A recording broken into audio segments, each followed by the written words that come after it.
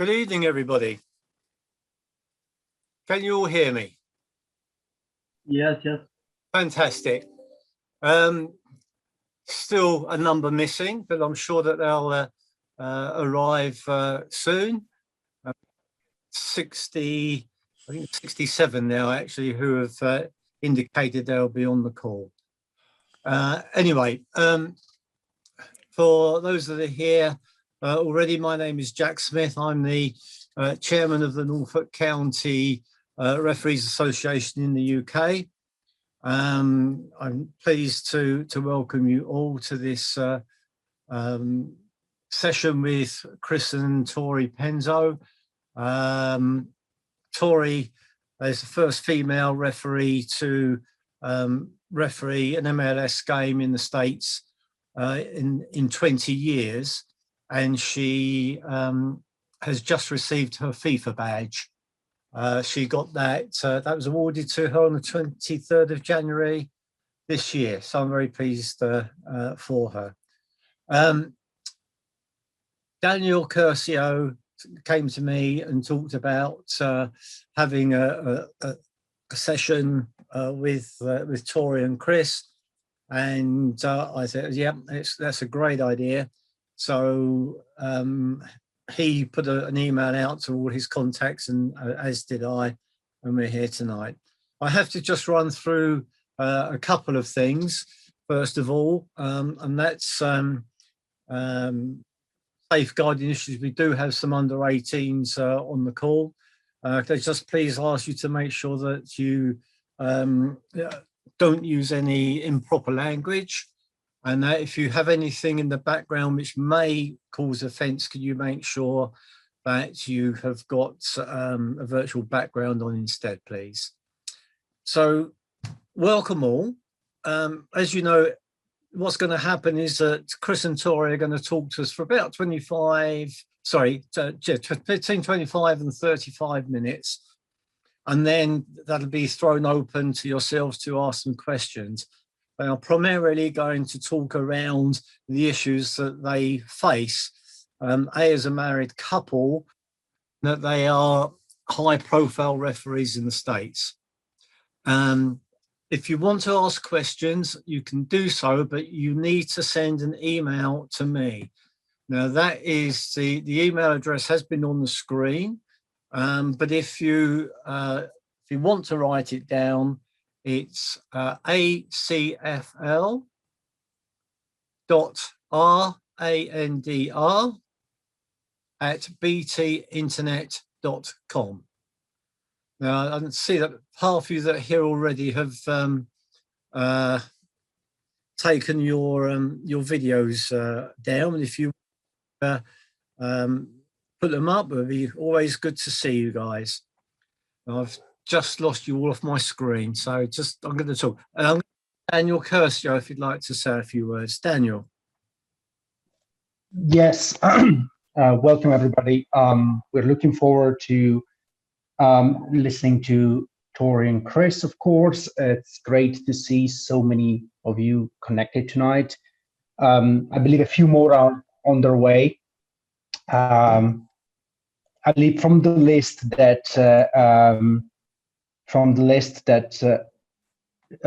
we just got an email, Jack, from Tori. Could you reply to her? Apparently, she can't find the link to join. Yeah. Anyway, I'll send it to her now. Yeah, so great, thank you. Anyway, guys, sorry for this housekeeping stuff. So yeah, welcome everybody. We're going to be about 70 of us. It's going to be about 70 of us. So that's a great number, joining from 13 different countries. Most of you are from England and Italy, but we also have representatives from Sweden, Belgium, Portugal, Finland, the Netherlands, Cyprus, Czech Republic, Turkey, and Lithuania, as well as the USA and Canada. I hope I haven't missed anybody of you. If I have, I apologize. So as Jack said, Tori and Chris are two MLS referees. So they referee at the highest level of the game in the United States. And Chris has been a FIFA referee in the past, and Tori has just become a FIFA referee. So that's some great stuff. Oh, there they are. Okay, I can see they joined now.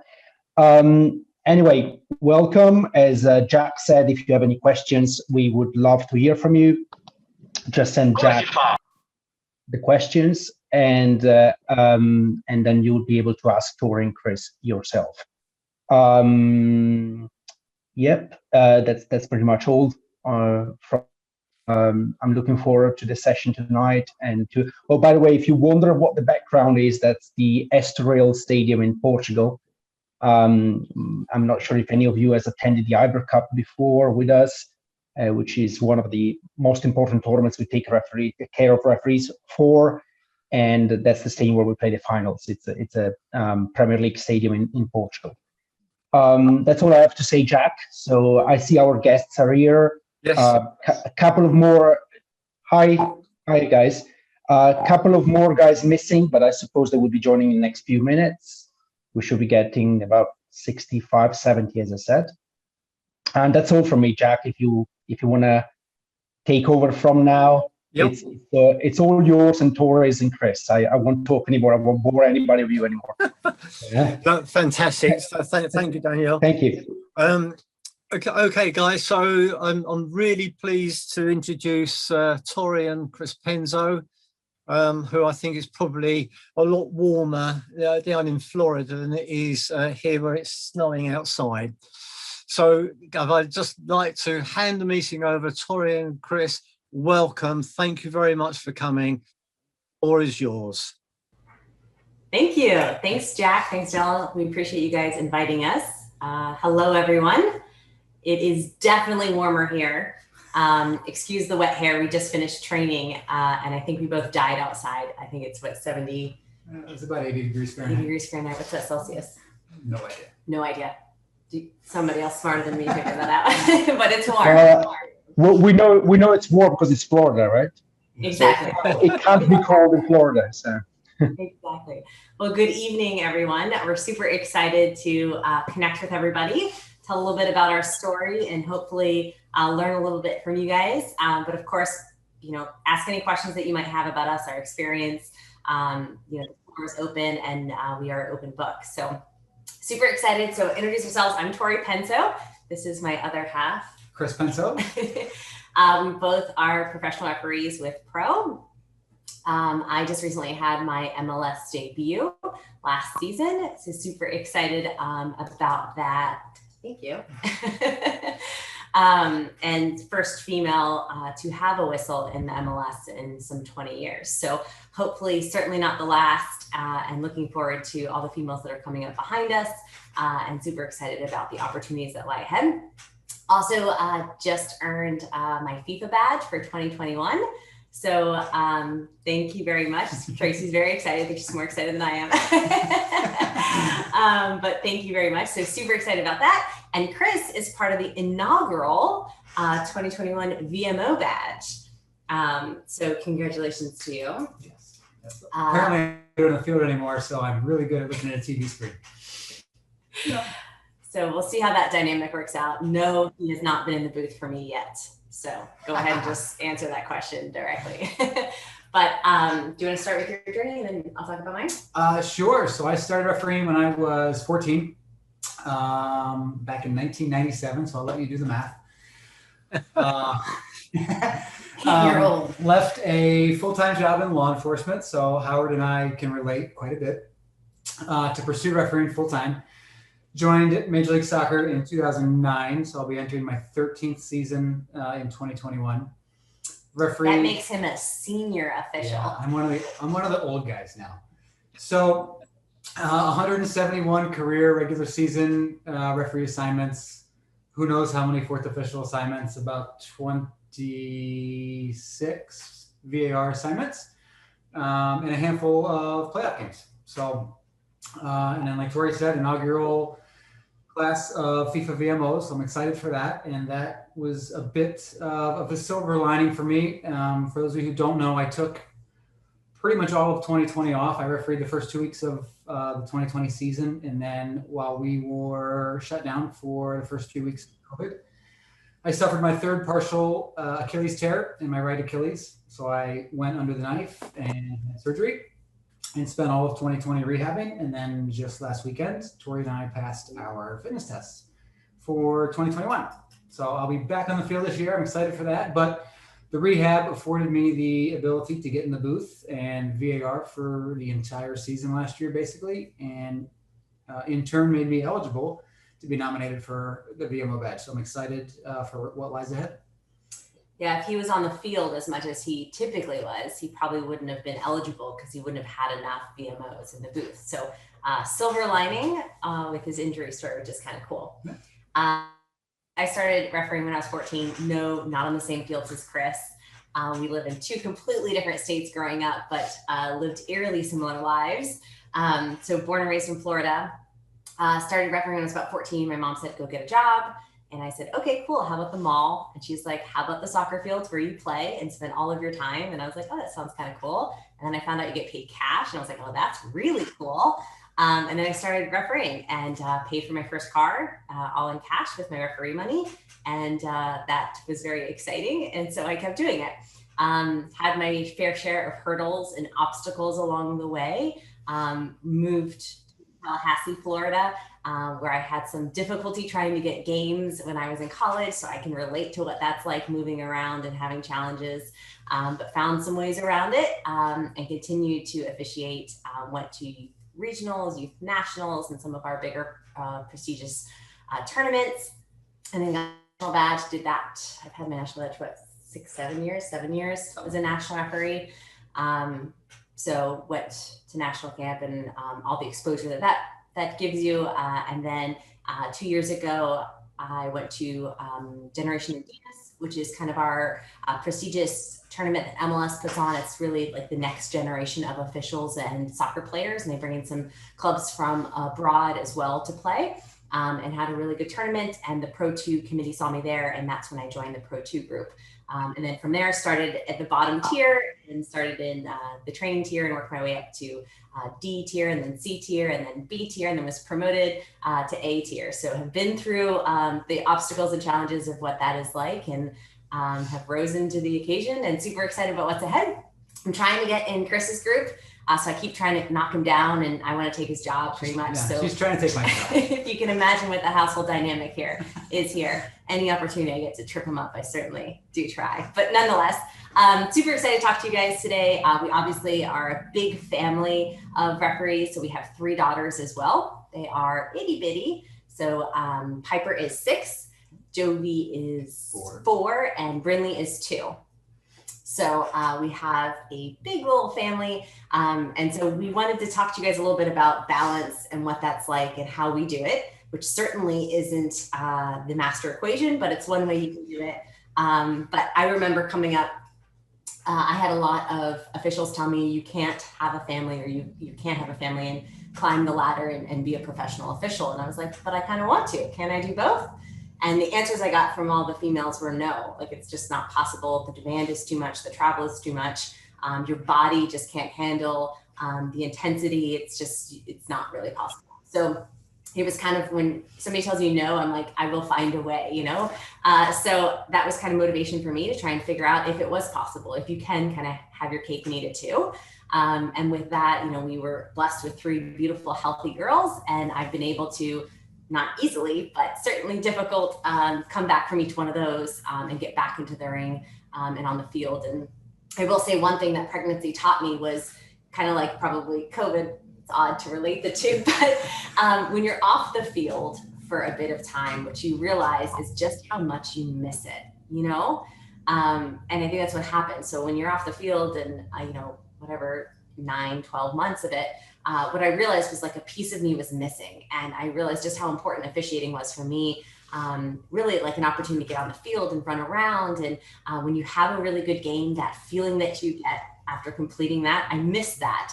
And I yearned for it. So every time I came back a little bit stronger and climbed the ladder a little bit more. And we've been really lucky to do that. But a lot of the questions that we get are about balancing our lifestyles and the travel. Chris was gone, what, 202 days. 202 days in a regular season. In 2019. So COVID aside, he's gone more often than he is around. So how do we kind of balance that? And I'll let you talk a little bit about like scheduling and nanny, because Chris actually handles it all. Yes. Interestingly enough. So my full-time job is referee. Tori, on the other hand, doesn't have a contract yet. So she works, her full-time gig is with Nwsl as the managing director. She referees the other part of the time. So my full-time job is refereeing. It gives me affords me a little more flexibility while I'm home to do things like take care of the house, play housewife, go get groceries, all those fun things, and also handle our schedule.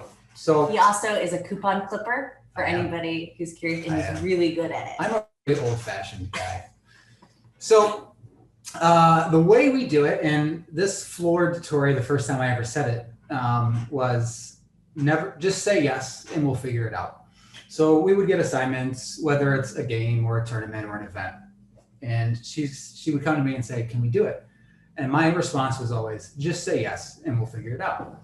And the way we do that is we are fortunate to have a really, I guess it's a deep bench of nannies that we trust. And we've got one, she's actually a referee. She referees, and she's also a pediatric nurse. So she's our go-to nanny. But if she can't fit the schedule for whatever we need her, she has coworkers, and then we also have 4 or 5 other nannies that we use. So it's a delicate balance. We always have somebody that we can trust with the kids. And if for some reason we get all the way through the list and we don't, Tori's mom is about 3.5 hours away. And she's always told us that if you absolutely need me, call me and I'll come up.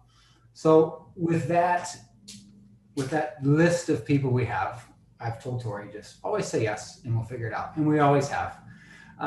The other part of that equation is we, throughout the course of the year, will block out weekends that are solely family time.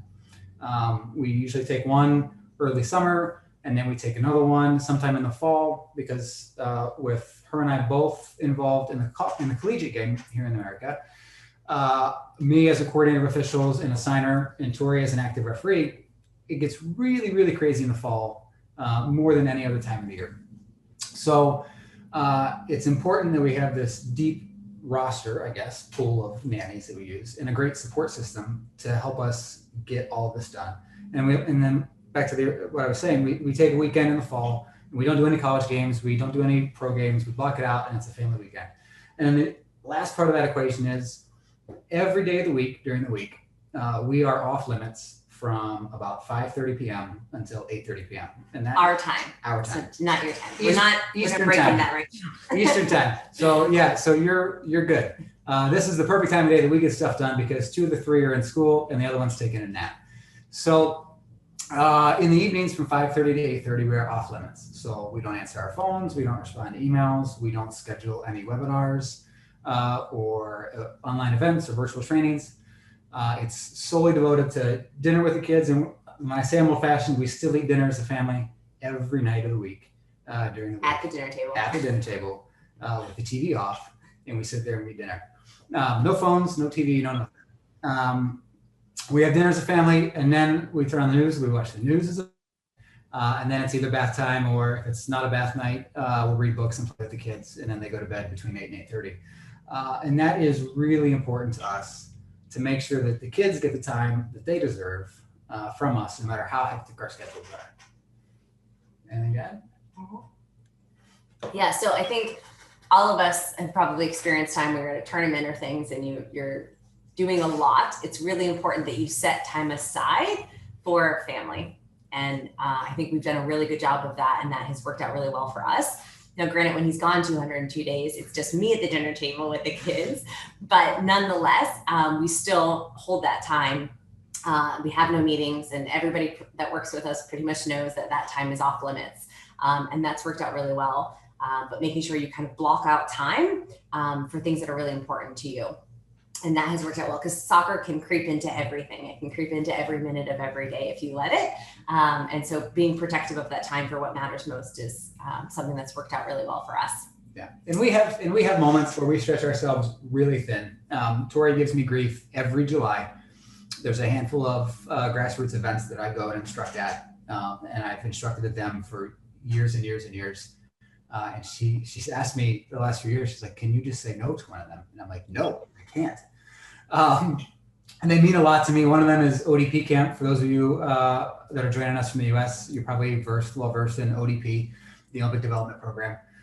In Region 3, which is the Southeast, ODP camps are held every July in Alabama. And at each camp, there's about 50 referees. And it's a great opportunity. It's about a 4.5-day event. It's a great opportunity for me to go and instruct and get back at the grassroots level. And then Tori and I also do a bit of instruction the month prior in June at regional championships, which is a prestigious youth tournament in each region in the US. And then the winners go to national championships. So the summer is a really busy time for us as well. Not so much because of our game schedule, but because of our instruction and mentoring schedule with all of the grassroots and up and coming referees, which means a lot to both her and I.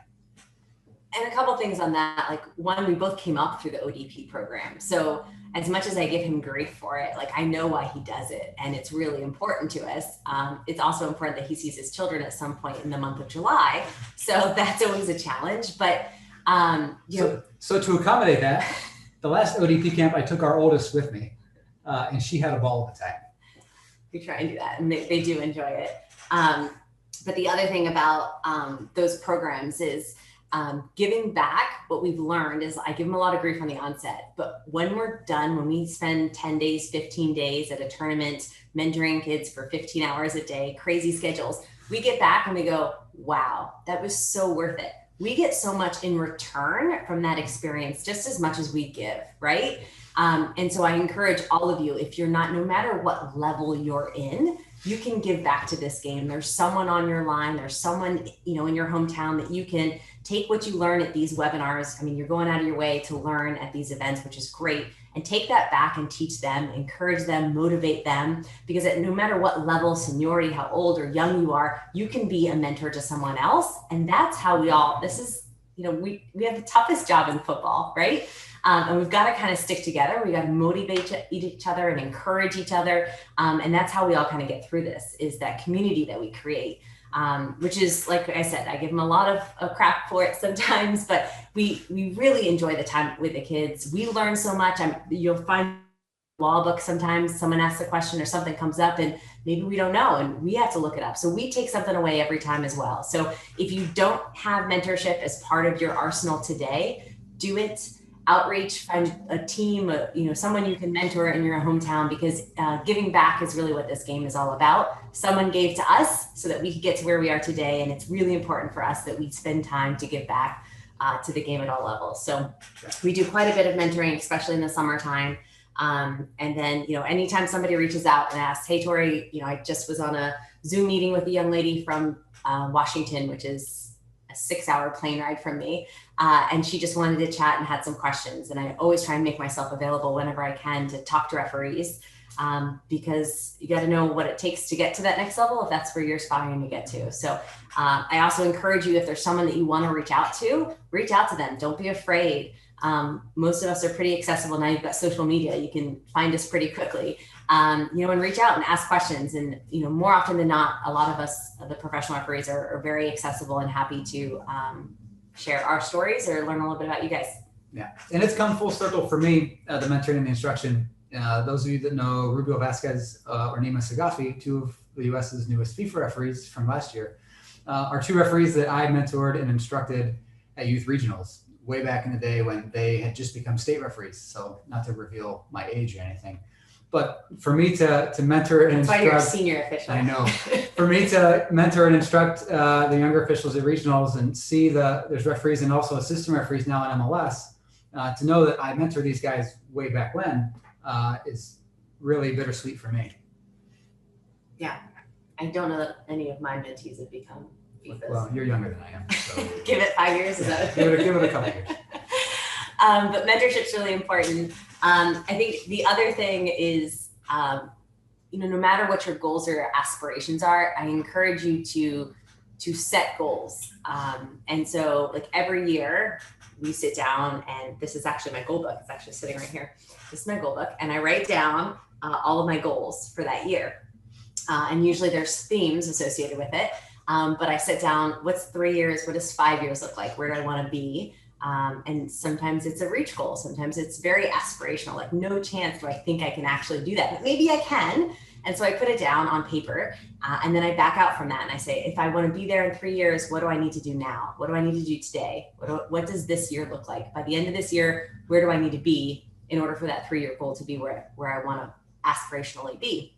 Writing down goals helps kind of put them in a place where, one, you can see them, two, you can hold yourself accountable, but you'll remember why you make decisions every single day, right? So training sucked today. It was really hot and miserable, but we did it because we have an end goal in mind, because we're trying to get somewhere. Chris is trying to get back on the pitch. He's been off of it for a year. That's where his goal is, right?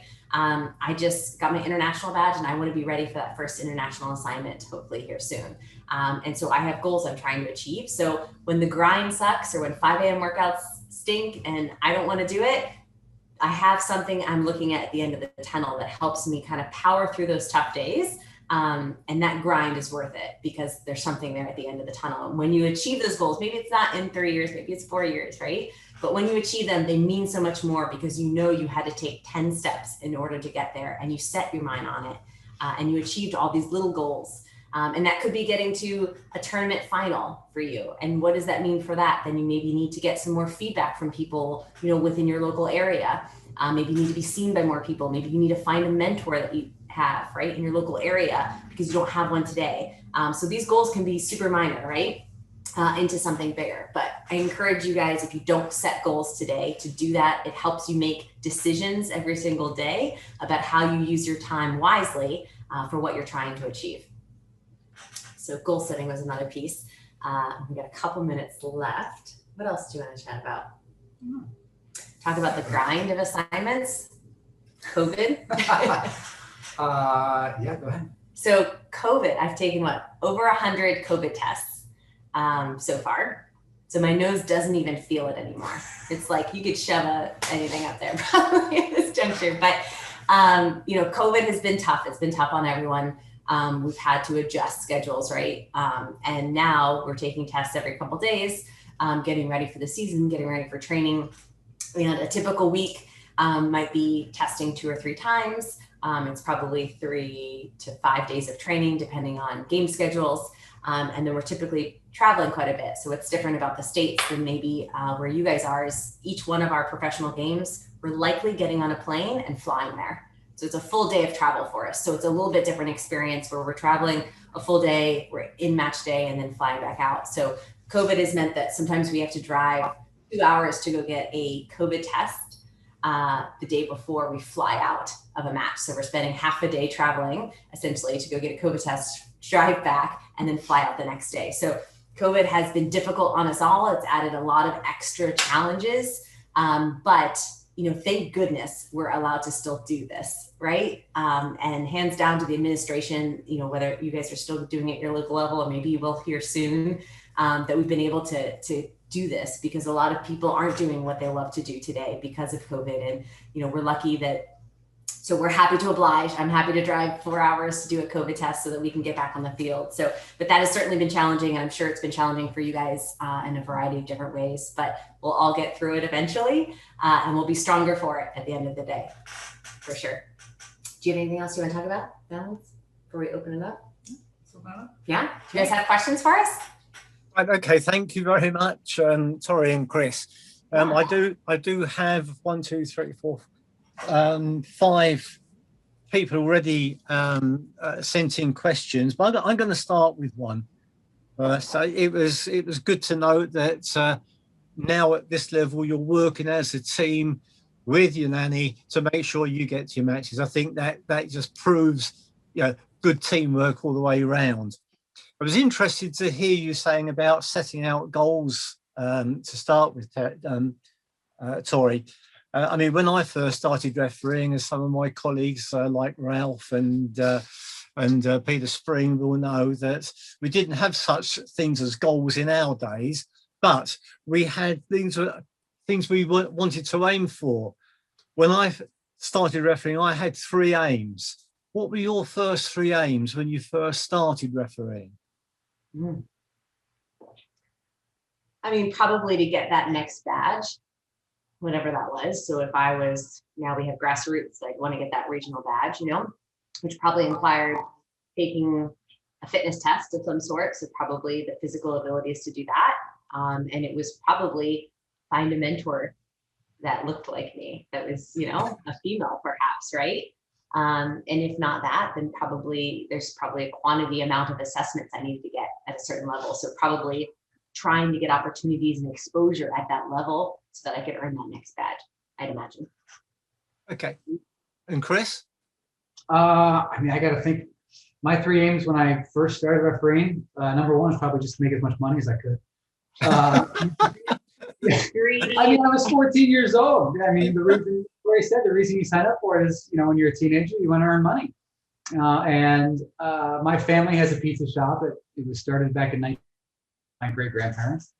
And that was the job I knew growing up. But when I played soccer, my coach asked if anybody wanted to referee, and that's how I got started. I took a weekend course, and next thing you know, I was refereeing under 8 and under 10-year-old games, and I was enjoying it.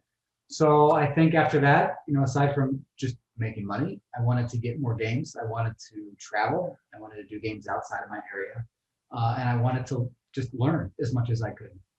And obviously, those 3 aims have changed over time. If you ask me today what my 3 aims are, I would say referee MLS Cup, because it's something I haven't been able to do yet. I want to referee at least 300 career regular season games, which now that I've had surgery and I have a healthy Achilles, maybe I change that to 350 or 400. But I want to be around for a while. I want to get, you know, 12 more years out of these legs at least. And then third, but not last but not least, now as a FIFA VMO, I get to a FIFA tournament. So those are my 3 right now. Fantastic. My first 3 aims was to get through my first game without any problems. My first yellow card, my first red card. And I achieved that my first 3 games. So that was good. Anyway. Well, why am I not surprised, Jack? Thank you, Mr. Fairhurst. Right. Okay. Barish. Right, Barish. Yes. Hello. I've unmuted you. So if you'd like to ask your question to Tori and Chris, please. Hello, everyone. I'm a Turkish referee. My name is Barış. I've been refereeing since 4 years. My question is, do you have a child, I think? Yes. 3 child, yeah. You do you wanna your child will be referees? I just wanna ask this one. No? Oh really? Well, why? Yes, absolutely. No, do you referee? You said you referee 4 years, right? Yes. Work. They get yelled at. No, I don't want. They will referee so they can build their life skills. We hope they do, but we also hope that they'll make their own decisions. They don't have to follow in our footsteps. Playing soccer right now, one's not very good. One's pretty decent. She knocked down a boy the other day. I was cheering on the sideline. But yeah, we'll see. You know, I always tell young kids, like, the skills you learn in officiating translate into any job, any career, no matter what you get into. You know, communication, decision-making, quick decision-making, unlimited information, having to be able to defend or communicate what it is that you decided and why you decided it. Getting yelled at, confidence, right? Conflict resolution. Conflict resolution, absolutely. Player management, communication, all these skills that you learn day to day on the soccer field help you, and no matter what your profession or career is. So it truly is a great job where you learn a lot of fundamentals that will live with you forever. So it would be great if they did, but I certainly won't force it. What do you think? All right. I think, in my opinion, your child, if your child will be a referee, this is a very good opportunities for your child, because mom and as parents are referees, it's a great opportunity, it's a great advantage for us. But your idea is a great, I think, but it's own decision, you know that. The last of they should be a referee, I think, because as I said, they have a lot of advantage for in the future side. Yeah. it automatically mentorship. I mean, instant mentorship for your side. I mean, Instant high expectations. Thank you for your question. you're welcome. Thank you so much for your attending. Great to hear you. Yeah, thank you. Thank you both very much. Right. Okay. The next question is from one of my local colleagues, and that's Colin Greenway. So, Colin, can you unmute yourself, please? He's trying to find the button. There it is. There you go. Got it? All right. Right. Good evening, all. Hi, Colin. What I asked Jack was, how do you balance out the demands of children, COVID, and refereeing, as well as work? I don't know if you've got employment as well. You know, you said earlier that, you know, everything's split up into sections and you try and manage it, but getting that balance right, it must be something difficult at times. Yeah. Absolutely. Do you have children, Colin? I got 2, but they don't live with me anymore. They've gone. Yeah, you know, the thing about it is we love our children to death, right? But they also you can spend 24 hours with them, right? And they can drain you. And so I think it's really important, you know, people give us a lot of heat because we travel and spend a lot of time away from them. But I think that makes me a better mom because I spent some time away from them. I can clear my head. I can focus on maybe some things that are important to me, like reading, which I don't get to do when I'm a parent at home, right? And do some things that help me and clear my head so that when I come home, I'm my best mom. And I'm 100% focused on them because I'm not looking at my phone and trying to splice my time. I've already done what I need to do. So we try and categorize our brains and simplify life a little bit. So when we're home and we're focused as best as we can on our kids and our home life and this relationship, you know, because this partnership is what drives this thing, right? And then when we're away, we're focused 100% on soccer. You know, when I'm going to a game, I'm focused on that game 100%. I'm not distracted by my phone and the kids and that because I trust that they're well taken care of and we have backup plans if not, right? But it allows me to be focused on that element and kind of chopping up your time in that way and being 100% present in the moment, whatever moment you're in, I think has helped us to be really successful. Yeah, no, Tori brings up a good point. I think the travel, as long as it doesn't become too much, you know, and she's alluded to, there have been years where I've been on the road or slept in a different bed other than ours, more than 200 nights a year, which is a bit crazy to me. But as long as it doesn't get too crazy, I think the time away, if you ask for kids, is probably really good. Because when we come home, we're a bit more recharged. And I hate to say this as a parent, but those of you who have kids know exactly what I mean. We're a little more tolerable of what they do if we've been gone for a few days and had the ability to be able to clear our minds and recharge a bit. And you know, we're blessed that we can call soccer our jobs, call it free work. And as long as we balance it right, when we come home and we have that time with the kids, it works out really well. And you know, we can tell when it's becoming a bit much or there's a bit of a strain.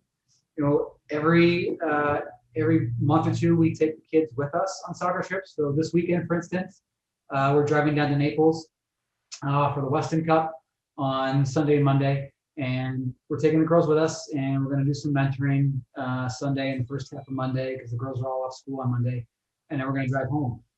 So as long as we incorporate them into soccer occasionally, and we don't drain ourselves too much in regards to travel, everything works out pretty well. Yeah, it's a good point. We get to bring them with us sometimes. So they know when we say we're going to soccer, mommy, daddy are going to soccer, they know what it is, right? It's not like they feel like they're getting left behind because they know they'll get to go soon too. And we try and go to, you know, we aim to 1 or 2 big stadiums. We take them to a year. And then we try and take them every now and then on mentorship trips because they can run around the soccer field while we're mentoring and they love it. They get all the attention from the referees. So, you know, we try and balance it that way as well, bringing them along. And I think it's worked out well because we've gone to a couple events where it was very regimented before, where children were never allowed. And we've kind of softened that a little bit. And we've said, hey guys, if you want us, the camaraderie is coming too. The whole gamut is coming too. So we're a package deal. And, you know, we haven't been denied that yet. Everyone said, absolutely bring the kids.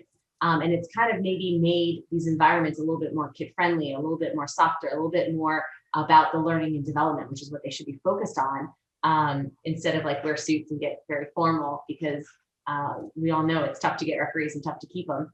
And if we can show them how we balance it, I think that also helps to show that it is possible. Yeah, and the girls will remind us if it's been too long since we've taken them on a soccer trip, because they will specifically ask us or tell us that we want to stay in a hotel.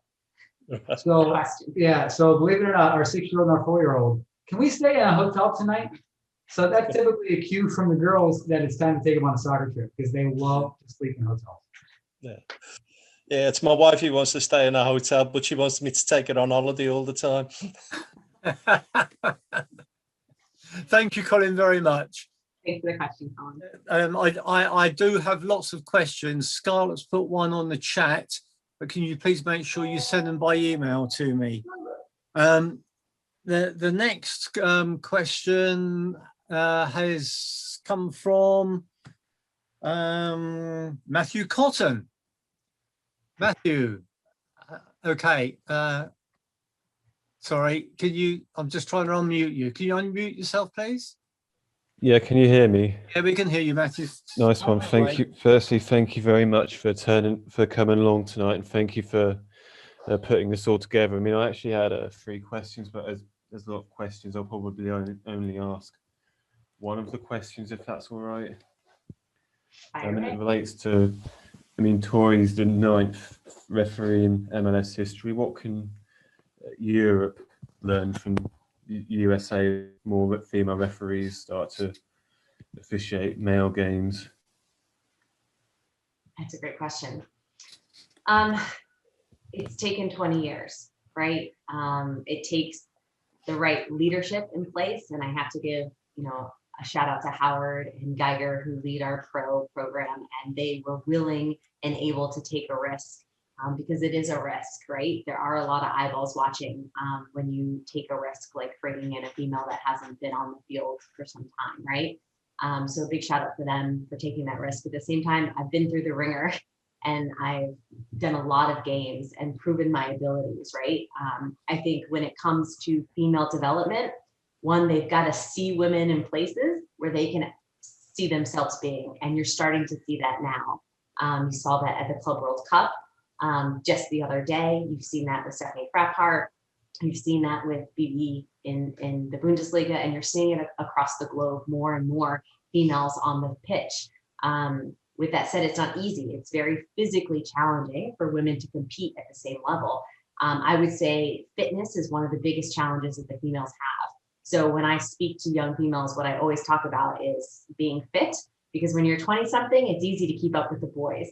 But you got to keep challenging yourself when you're in your late 20s and when you're in your 30s. You can still keep up with the boys, but you've got to train a little harder. And so, physical fitness is definitely one of the biggest elements when it comes to women's development. And then the third thing I'd say is opportunities. We've got to give them opportunities on the field. And that means that assigners at all different levels of the game need to take a little risk.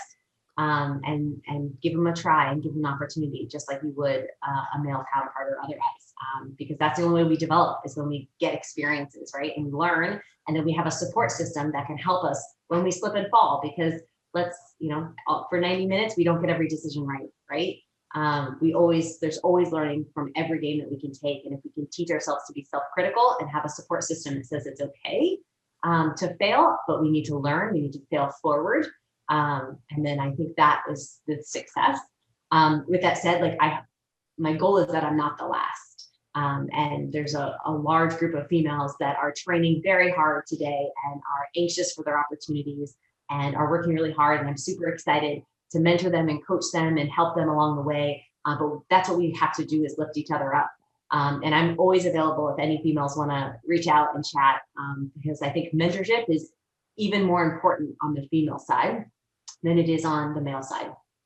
So hopefully those are some lessons that we can all take from it. And it's definitely not perfect, but hopefully we'll get better and continue to give opportunities.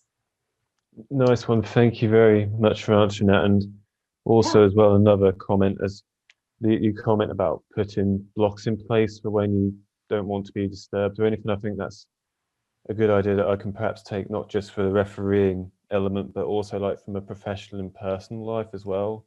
Absolutely. Thank you for saying that. Much appreciated. Thank you for your time and for answering that question. So, Matthew, thank you very much. Oh, okay, we now have a question from Chloe Matthews. Chloe, over to you. Thanks, Jack. Hi guys, hope you're all right. I had a question coming into this, and then from what I've heard you say, I've kind of come up with another question as well. So sort of the first one from me is sort of how does it work in terms of the men's game and the women's game and officiating it over here? Like the female referees can operate in the Women's Super League and they can operate in like the men's game as well. Is that the same over in the US? Yeah, so we have, 5 years ago, the women were working exclusively in the women's league, and there weren't a lot of women working on the men's side of it. I personally, literally one of my goals, if you went back a year or two, and it still is, can I referee more men's games than women's? So the default is I always get women's assignments, but they don't necessarily challenge me in the ways that I want to be challenged in order to get to my goals. So I have made it my job to kind of stick my nose sometimes in places where it doesn't belong, to maybe ask the tough questions and say, hey, what does it take to get a girl to get this game, right? And they'll tell me, and they'll say, hey, you need to get some experience here, or hey, you need to work on that, or hey, this is where you have gaps. I say, okay, great, and then I go and I work on that, right? But sometimes I have to kind of stick my nose places and say, hey, I'd love to work in this league, call it an amateur league, right? How do I get an assignment here? What do I need to do, right? To get my shot or an opportunity, right? And so it's taken a little bit of me ruffling feathers sometimes in the right ways, right? In order to kind of get those opportunities. And now we're starting to see more females officiating men's matches kind of across our professional divisions, which is great. And I'm trying to kick the boys out of the females league because we also have a lot of males working in the women's league. And that is an opportunity that those women can develop in this field. So it's kind of cross-pollinating. It's definitely changing. I look forward to the future when it's not gender-based and we're kind of cross. We're all taking the same fitness level and we're all just officials out on the pitch. Yeah, definitely. I mean, like you say, there's a lot more females officiating the males game, not just in football, but like the American football in the NFL the other night, and that's really good to see. So thank you for that. Yeah. My other question was sort of aimed more towards Chris. You mentioned that you worked in law enforcement for a bit. I've just started a career myself in the police, and I've not yet, because of COVID, I've not had to balance the football and the career because I've not had the football to have to balance it with yet because I've not restarted it. So what's your sort of best advice for balancing the two? It's a tough question for me. The reason I left law enforcement was because I couldn't find the balance. So I was in law enforcement in 2006, 2007. I was at the time a state or regional referee here in the US, one level away from my national badge. And after I graduated the academy and I got out on the road, the Ohio State Patrol, which is where I worked, had some policies in place that essentially really didn't allow me to take time off because I was the least senior person at the patrol post that I worked at. Those policies have since changed, but just to give you a background, so there was the policy stated that let's say we had 6 troopers on shift and our minimum staffing is 2.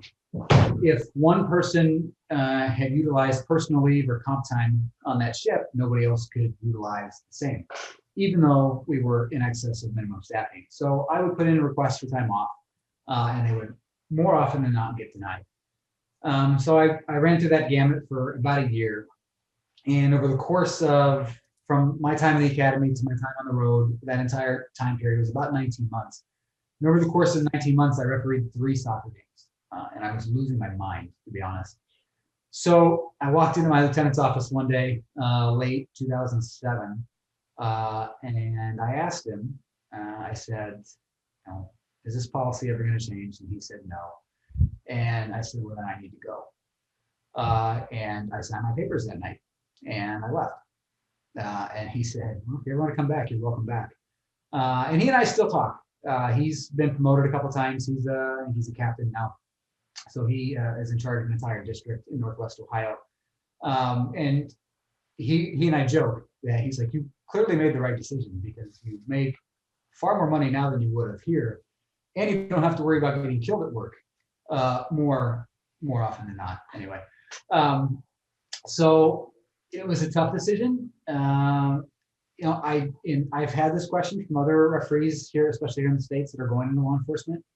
And I guess my advice would be, if you want to do both, you're going to have to be patient, because more likely than not, the first few years, you're not going to be given the opportunity to take a lot of time off and to build up some seniority.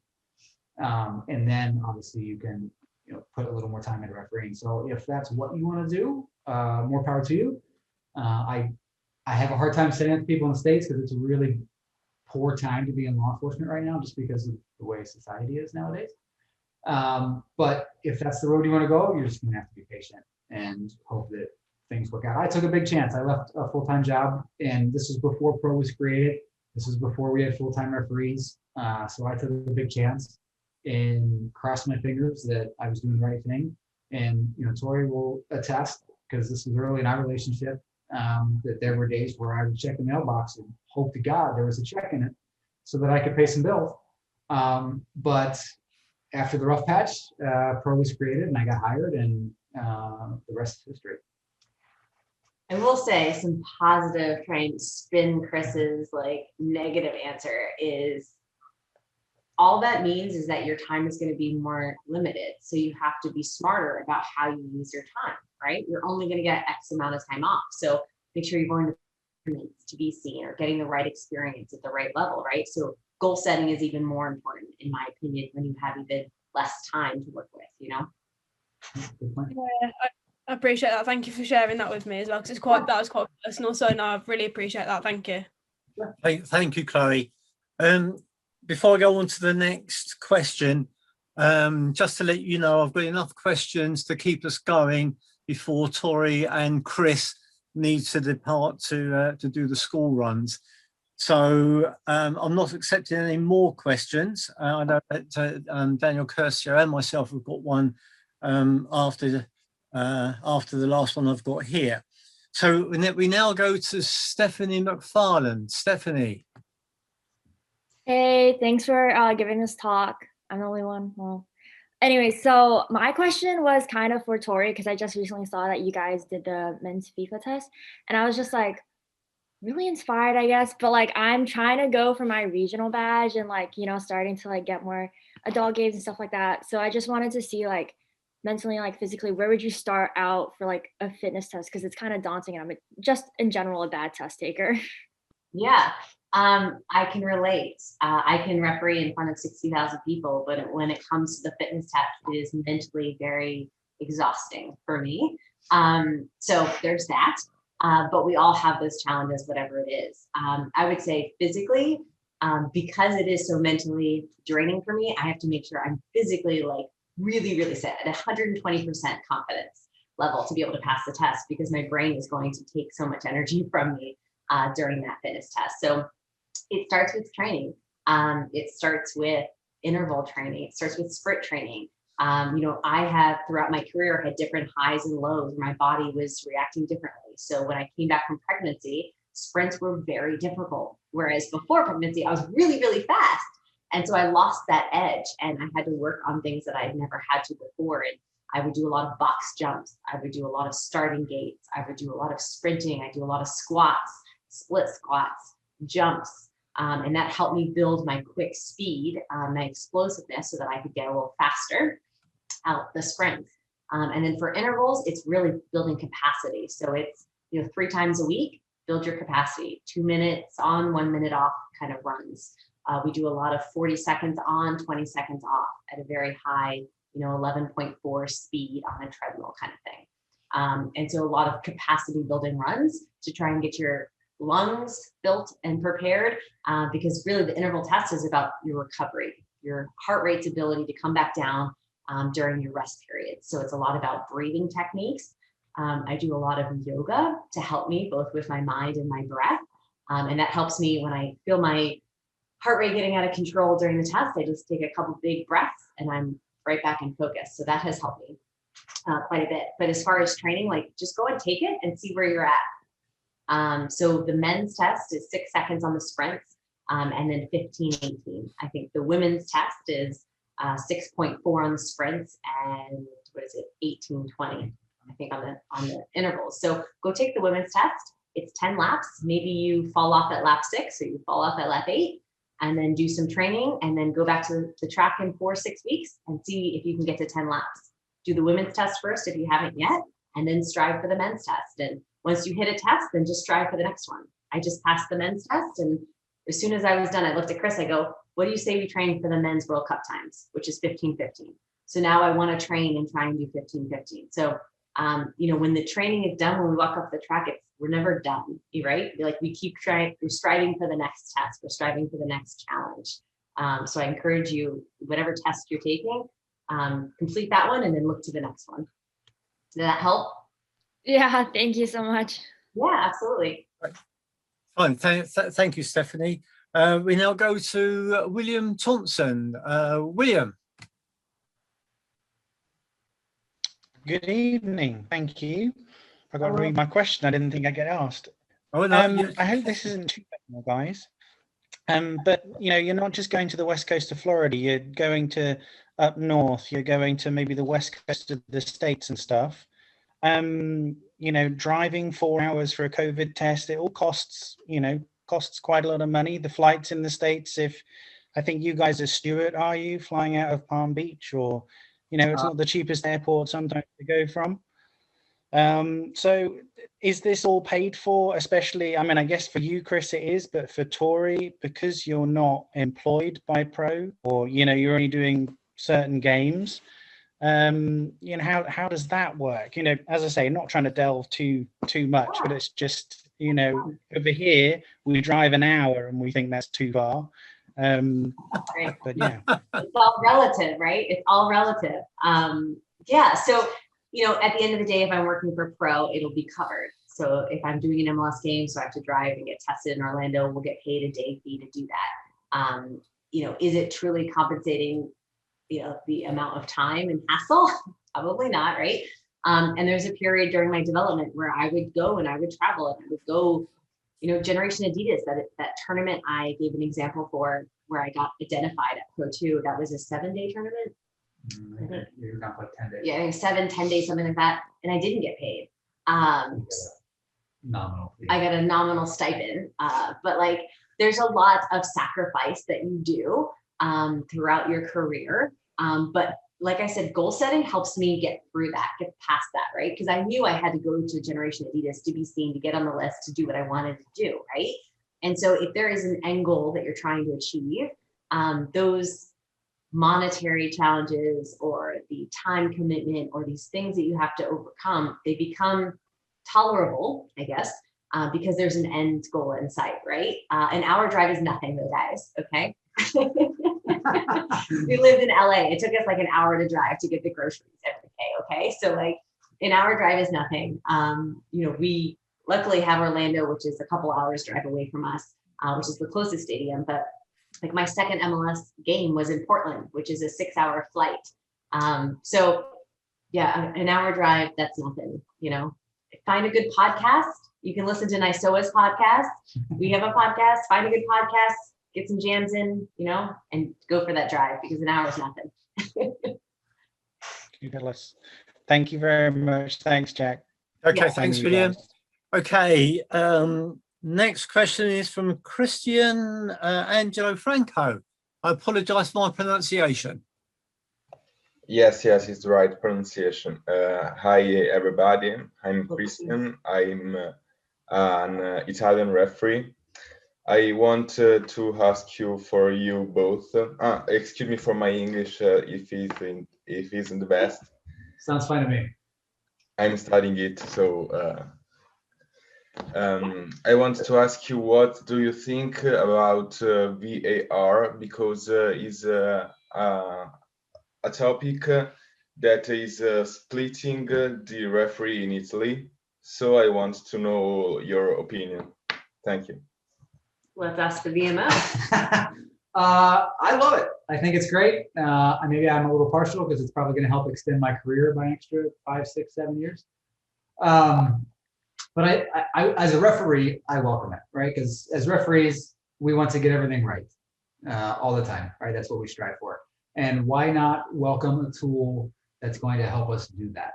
And not every decision, right? Because not the decisions where there's 60 of us on this call and 30 might say foul and 30 might say, nah, it's not a foul. But the big decisions, the ones that are subject to VAR, red cards, penalties, goal, no goal, mistaken identity, all the big incidents in the game. We want to get those right. So as a referee, I welcome a tool that if I really screw something up on the field, and it happens, why not give me the ability to be able and go take a look at it and make it right? So I welcome it. I think if you ask a group of referees in pro, you'd get similar responses from probably all of them. And if you talk to the players and the coaches in MLS, you'd get a similar response from them as well. I think at the end of the day, everybody wants the big decisions to be right and not affect the outcome of the game. And having VAR helps us do that. And granted, VAR is not a perfect system. It's still relatively new compared to everything else in soccer. And there will be bumps in the way, just like there have been all over the world. We have bumps here in the States. There's bumps in Bundesliga and EPL, everywhere. So as long as we understand that and understand that it's not going to be perfect, but it's going to help, then I think we're all better off. Thank you very much. Okay, thank you. Next question is for Dana H. Hey, so thank you for this webinar and everything. And I was just wondering for you, Tori, because I'm a female referee in the States too. Is there any advantages you would say when it comes to moving up being a female? Absolutely. Yeah, absolutely. I think it goes both ways, right? There are things like the way Chris manages a game and the way I manage a game are completely different. We can both be very successful at officiating and do it completely different ways. There are things that I can do that he can't do, and there's things that he can do that I can't do, right? And there's some advantages to being a female. I'll give you an example. So I was officiating a USL match, and I was headed to a stadium, a very difficult team, difficult to manage. There's a couple of brothers on the team, and they're just a challenge. And every official I talked to, because I did my prep work, I called up the guys who had them before. I said, hey, what's the key? If you can win these 2 guys over, you've won the team. But good luck winning those 2 guys over, because they just dissent like anything. They will just scream in your face, and they're terrible, and I can't figure it out. I'm like, oh my goodness. So everybody says this, right? I'm like, okay. So I knew my game plan was to win the hearts of these guys, right? So how do I do that? So they don't know me. They had never been to that stadium before. They don't know me from squat, right? I show up, I get there. Just so happens he has a daughter. He's the captain. He's got his daughter, and they're doing a walkout, and he's got his daughter with him. So I start talking to the daughter. As a mom, I relate to kids, and I just start chatting with her. And she was frustrated because mom had done his hair and not her hair. So we start chatting, and I start, having some banter with him. So fast forward to the game, first call in the game. It's like, I don't know, a few minutes into the game. It's a nothing call in the middle of the field. Everyone thinks it's a foul. I blow my whistle, and he comes sprinting 25 yards, comes inches to my face. He's screaming this is before COVID, screaming in my face, like spit is flying at me. He's got veins popping out of his neck. And I'm sitting here in this moment going, oh shit, excuse me. I'm going, oh no, right? And I say, how am I going to react, right? This is a big moment for me, for this game. What do I do, right? And so I kind of go through my Rolodex. I'll back at him. There's all different options, right? But what do? I know his wife is in the stands. I know his daughter is in the stands. So I look at him when he's done, and there's like a 10-second pause, and everyone's like on their seat, like, what's she going to do about this, right? And I look at him and I said, do you think your wife and daughter are proud of you? And he just melts. Like, he was like, oh, he was mortified because I just put a human face and I just said, hello, right? Could Chris have done that? No, but I could do that. I could touch a heartstring that nobody else could. And after that game, he was yelling at players who would yell at me. And the rest of that game was smooth. And then I got the highest marks that any referee has ever gotten from going to that stadium. And the boss calls me a week later. He's like, what'd you do there? And I was like, just did my thing. But that's what we bring. We bring value to a game because we can manage the players differently. And there's advantages to that. And that's just one example. I've got a lot of them, but there certainly are advantages to being a female. And it's not a bad thing. That's certainly not the case. It's just different. It's a different experience, that's all. Yeah, thank you. Okay, thank you, Diane. Next question is from Scarlett Keane. Scarlett, if you can unmute yourself, and actually, if you'd like to turn your video on, don't mind. Hey guys. Hey, I'm Scarlett. at work right now, but I wanted to listen in. My question is like mental health. I know we're going through a pandemic right now. Is there like a podcast? Maybe you meditate. I know you mentioned yoga, but is there something you would recommend to help us stay, sharp as a tack, so to speak, mentally? Yeah, it's a good question, right? And this pandemic has affected us all very differently. And I would say find the silver lining, right? This stuff is tough. And my silver lining is getting to spend more time with the girls than I ever have gotten, right? Like we go on walks every night. Like that is amazing. Like we've never spent so much time with our kids before this pandemic. So that's my silver lining. That's what I keep kind of going back to every now and then when things get tough. And then the other thing is I'm a big yoga fan. I feel like I am on clouds after I do yoga because it creates more mindfulness. I'm more aware and in tune of myself and my feelings and my reactions to things. Like if I jump down Chris's throat, I recognize those things a little sooner, right? So for me, yoga is how I kind of build mindfulness. Chris is pretty much like a stud. He's just a brick of a brain. I don't know. Nothing gets into this. He's just, I don't know, Mr. Perfect. I can't do yoga because while she's doing yoga, somebody has to clean the house. Do you have any mindfulness? No, when I went through law enforcement, the patrol academy pretty much took all that out of me.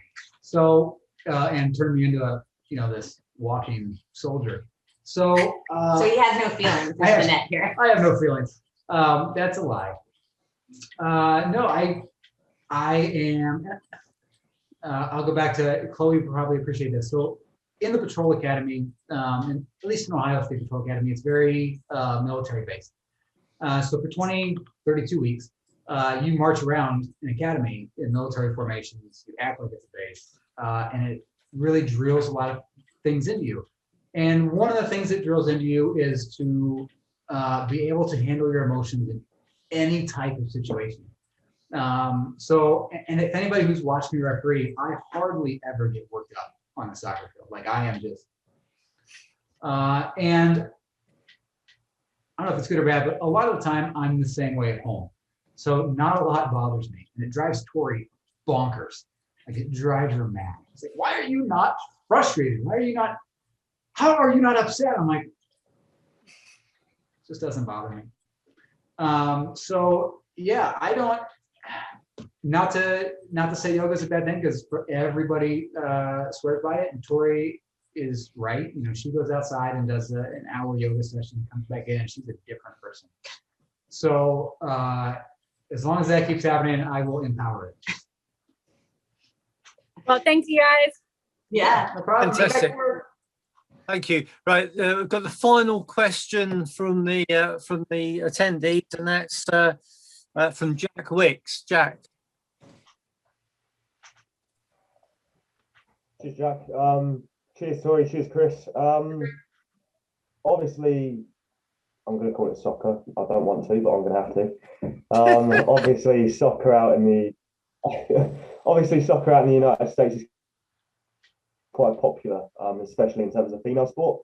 And obviously, as people looking from outside of the US, and probably people looking from the US as well, the national team for the women's side of things is a lot more successful than the men's. So does that reflect on female refereeing at all? Is there a lot of females who, as a result, have become integrated into the system or into refereeing at all? Yeah, it's a good question. I think, rewind 10 years, right? I think, the nature of the United States allowed our females a lot of opportunity that maybe they didn't necessarily get elsewhere. And so, I'm a big fan that that opportunity kind of blossomed, right? You think of Carrie Seitz, right? Who, bless her heart, never got to do a World Cup final because the women were just so good. They were in the final every year, right? But I think, having the women be as good as they are and competing at the levels that they're doing, like I was able to do, women's national team scrimmages here in Florida as I was kind of coming up through the ranks. So that gives you the privilege and the opportunity to experience some really high level soccer, right? You also have the NWSL, which is now on your, who knows, many years now. And they have been really successful. And, that gives a field an opportunity for women to develop. And I think the more that we treat females as athletes, which you're seeing more and more and more, I think the more we will have an athlete mindset and go out there and compete and therefore just be better overall. But as far as the U.S. women, watch those U.S. men though. They've been doing real good lately. So I'm telling you, they're coming around. This is our year. It's going to be, I'm telling you, we'll see. But hopefully the men catch up. But yeah, I've seen the women lately. They are definitely strong. They will continue to be a force to be reckoned with. And it is a privilege to be out in the field with those athletes at any time. Fantastic. Thank you very much. So just to start wrapping this up now, but I just have one question that did spring to mind. I meant to ask you yesterday, Tori, when we had our pre-meeting. When you received your appointments for your first MLS game, did Howard come to have a look at your performance? I'm sure he did. He had a vested interest. But I think my favorite text after the game was from Howard, and he said, "Welcome to MLS," and that was an amazing experience. Because you're like, yes, I'm here, I made it, right? Still have a lot of work to do. Still have a lot of ambitions and where I want to go. So hopefully this is just the beginning. But yes, Howard has been a delight to work with, as you guys know him well, and enjoyed his session with you guys last time as well. Oh, fantastic. And just very, very, very quickly from both of you, how do you get on with observers? Because I know we've got several observers online at the moment, including me. I just got my first observer assignment from Chris in the league. So, we both have been observers as well, right? You do it with mentors. So, we have a tremendous amount of respect for every observer that comes, to watch us and spend the time out of their day to come and watch us and give us some feedback. And, observers come at all levels. They have all different levels of experience. And, what we say is like, no matter the observer, no matter their skill set, or no matter what your perceptions might be of them, you can take something away from every assessment. And if you don't, shame on you. And so someone who's taking their time out to watch you and try and make you better deserves your upper respect, to listen to them and take something away, ask questions, because really we're all just here to get better and learn.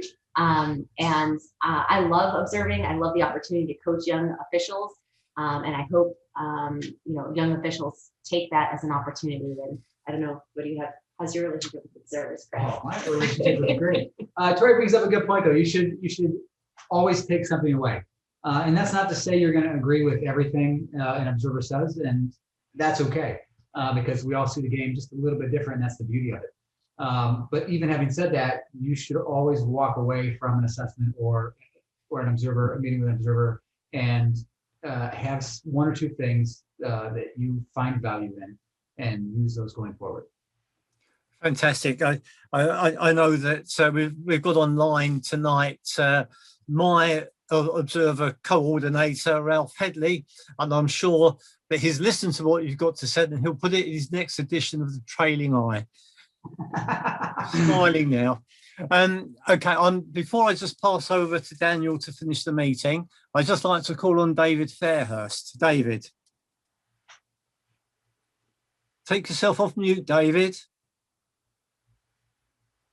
David. Yes, thank you, Tori and Chris, for a very interesting and informative talk to us tonight.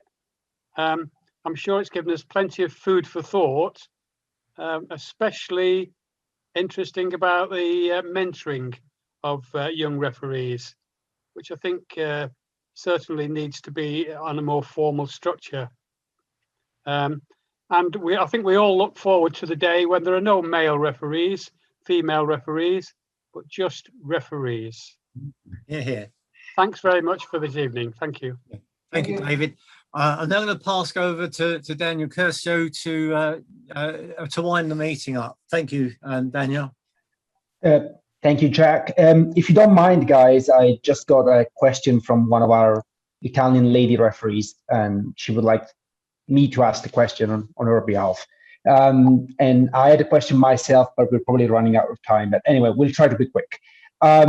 The question is, how did you deal with the moments of discouragement and difficulty in your career, which I guess you had as everybody else did?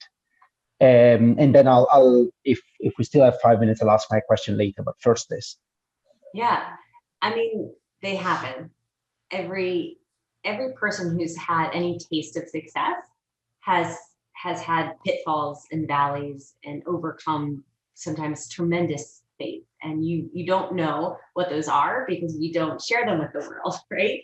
But you do get to see the successes, and people think that success is some linear line that just happens. But in reality, it's squiggly and circular and ups and downs and really highs and really lows and everything in between. And, at the end of the day, you have to have those kind of things you're looking at to aim for, to get to. I talk about goal setting. But when things get tough and they get rough and you get knocked down, whether that be by a cohort or by an assessor or by a teammate, or you just have a really tough game, when you get knocked down, you've got to look up and say, this is what I'm trying to achieve. This is where I'm trying to go. Brush yourself off, put yourself back together. No, somebody else has got it worse than you. Somebody else has got it better than you. The sun will rise tomorrow, and persevere. And, every tough game, you take a learning from it. You don't sit there and, stare at it for weeks and weeks and weeks. You take an actionable item that you can take away from it and learn. You miss a critical decision, it's likely positioning or how did you interpret it, your decision making at the time, you figure it out, you bottle it up into an actionable item that you can take into your next match, and don't dwell on it, because dwelling doesn't serve anybody any good. But we both have had pitfalls and challenges, as I'm sure all of you have, because no one succeeds without them. Yeah. No, I'm a firm believer in that the best referees have bad days, and that's okay. And those bad days are actually more beneficial for us than the good days, because when it goes really bad, you'll never forget it. And it happens, and when you figure out why it happens, you'll never make the same mistake twice. So I think we learn more from our bad games than we do from the games that go really well. And as long as you have that mindset and are able to figure out where it went wrong, why it went wrong, and make sure it doesn't happen again, you'll be a much better person and a much better referee. Thank you so much. Do we have time for one more question, or you need to rush? Okay, great. This is a question I asked to all professional referees that we meet online or even in person. And it's something that is very connected to Italy. As you may know, in Italy, we have some of the best referees in Europe. I'm together with England and other countries, we have the opportunity of having them because our league is of good level and so on. And two of the most famous ones are Pierluigi Collina and Nicola Rizzoli, who both refereed the World Cup final. Now, you may not be aware that Collina and Rizzoli have two very different approaches to the game. Collina says that the referee, before going on the pitch, should know everything about the players and the teams that he's about to deal with. So I think you know that Collina was very famous, especially for knowing the name, surname, and number of every player on the pitch, of all 22 of them, of all the coaches, managers. It was crazy. His memory is something legendary. On the contrary, Rizzoli thinks that you shouldn't really research the teams before, because you should go there and they're just 11 against 11. It's just a football team against the football team. So there are complete approaches. What would you say? I mean, I know they might both be correct. It might come down to your character, your mentality, nothing wrong with it. I was just wondering what you think about this. I mean, my approach would probably be somewhere between the two. right? I don't think either's wrong. I think they're both different approaches, and I could never go out in the field without doing my research. I feel like my research mentally and physically like prepares me for the game ahead. I can visualize, I can anticipate what I think the game is going to be, right? But at the same time, when I get on that pitch, I got to react to what I'm given, right? Just because that person is typically the person who fouls every time doesn't mean he's going to today, right? And so I have to be adaptable in the moment. So for me, it's a bit of both. I want to be prepared and have done my research so I'm not surprised. But at the same time, I want to take the game as it comes to me and not over anticipate too much and therefore have any preconceived notions of players or tactics or approaches, right? That's my opinion. I don't know. I subscribe to the less is more approach. So I'm not saying I go into a game completely blind, but I only want a couple tidbits of information, and then I just go in with an open mind. So I'd like to know one or two players from each team, maybe another small handful of information, but for me, less is more. Thank you so much. I know it was a difficult question, maybe, but I always ask it. So I apologize for that. Anyway, guys, it's yeah, gone. No, it just goes to show that there's the saying 1,000 ways to skin a cat. We can all effectively referee in different ways, and what works for Tori might not work for me, and what works for me might not work for Tori. And I think the same can be said for our approaches. So it's very true, very true. Going in with knowing everything, and some referees are very successful by going in not knowing anything. It's very true. I guess the same comes down to also, one English style of refereeing or Italian or German, every style is fine. It just comes down to the game you have in front of you. You need to be able to adapt. So that's probably the most challenging thing for a referee. I mean, it's no matter what level, no matter what age, or no matter the experience. But anyway, guys, on my behalf, I'd like to thank you very much. It was a great night. I know a couple of guys will say thanks later, but on behalf of Daniel Corsi, referee abroad, and all the European referees here, thank you so much for taking the time. I'll make a bit of publicity for Tori. I know you did a podcast with the guys at Ref Coach. So if any of the guys here would like to hear more about what Tori has to say, there is a podcast on both Spotify and the Ref Coach website where she answered quite a few questions. So go and listen to it. And other than that, I hope to meet you soon in person. Once COVID is over, we'll come over for some tournaments in the US. So hopefully with some of the guys who were on the call tonight, and we'll get to meet you guys in person. So thank you so much once again. And Jack, we have two more thank yous. Is that right? We've done David, and you've got. Okay. So Said, are you, if you're there, if you want to say something? Yep. Hello, everyone. Yep. I want to thank you, Tori and Chris, for the fantastic night. I saw what stuff you're spreading enthusiasm for all over you. So I like that. So thank you very much for the event. Gotta be passionate about what you do, right? Yeah, absolutely. Well, thank you. All right. Thank you so much, guys. I think we're done for tonight. And yep, I know you got a few pickups to do now. So and you have a great day. It's almost over for us here. So we'll just go to bed, but you guys have a great day. So yeah. All right, thanks everybody. Well, thank you guys. Thanks, Tori and Chris. Thank you. Cheers. Thank you so much. Okay.